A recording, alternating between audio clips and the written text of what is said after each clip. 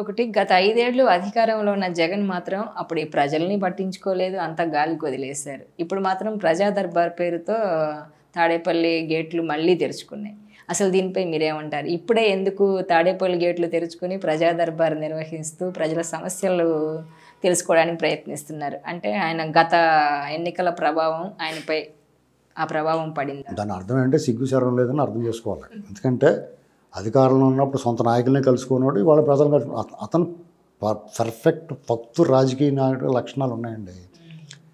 ఎవడన్నా ఏమన్నా అనుకొని అది చేయాలనుకున్న పని వాళ్ళు చేస్తాడు.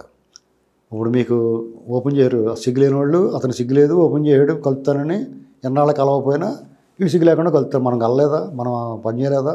చంద్రబాబు నాయుడు గారు పనిచేస్తాం, మేము ఓపెన్గా చెప్తాం. అనలిస్టులు అయినా తటస్థులైనా మాకు సిగ్గు లేనట్టే కదా ఇప్పుడు మమ్మల్ని పట్టించుకోవట్లేదు అంటే కనీసం ఏంట్రా బాబు ఏం చేస్తారని కూడా అడగలేదు. నిజం. కానీ ఇప్పుడు మేము కూడా ఇంకా భజన చేస్తే సిగ్గు లేనట్టు లెక్క మాకు.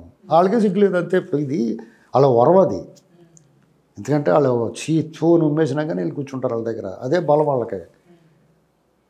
అలాగే సైకోమైన పైగా జగన్మోహన్ రెడ్డి అంటే ఆడ బుద్ధి అలాంటి బుద్ధి ఉన్న వాళ్ళు వెళ్ళి పరిగెడతారు వాళ్ళ దగ్గరికి. అది ఒక అదృష్టం. మేము కొంచెం మా సమాజం పట్ల ఆలోచన ఉంది. చంద్రబాబు గారు కొంచెం అభివృద్ధి చేస్తాడు, మంచోడు కాబట్టి మేము కూడా మంచి వాళ్ళు లైక్ మైండెడ్. అది ఆ like minded, Jagan like minded వాళ్ళు కలుపుతారు వాళ్ళు. కాబట్టి అతను డెఫినెట్గా అలా కలుపుతూ ఉంటాడు. మళ్ళీ రాజకీయం చేస్తాం మొదలెడతాడు. వీళ్ళు తెలుసుకోవాలి అది. ఆ టైం ఇవ్వకూడదు అతనికి. ఎందుకంటే ప్రజలు వాళ్ళు చేసి మేలు ఏంటంటే అమరావతి కట్టడం, పోలవరం కట్టడం, కంపెనీలు తీసుకొస్తాం, ఉపాధి కల్పించడం, భవిష్యత్తు బాగా చేయడంతో పాటు ఈ దెయ్యాన్ని తిరగనివ్వకూడదు. ఈ దెయ్యాన్ని సీసాలో పెట్టి సముద్రంలో పాడేయాలి. అసలు దెయ్యాన్ని సీసాలో పెట్టి సముద్రంలో పాడేటువంటి దాని అర్థం ఏంటంటే ఇడిమే 100 కేజీలు పెట్టి జైల్లో కూర్చోబెట్టాలి. ఈ ఎంతమంది జైల్లోకి వెళ్తారు? వారానికి 2 సార్లు ములాఖాత్ రాతలు పడ్డాయా అని చెప్పాలి. ఇవన్నీ ధైర్యంగా చెప్పాలి. ఎవడో ఏదో అనుకుంటాడు, లేకపోతే మోడీ గారు వద్దు వదిలే అన్నాడు.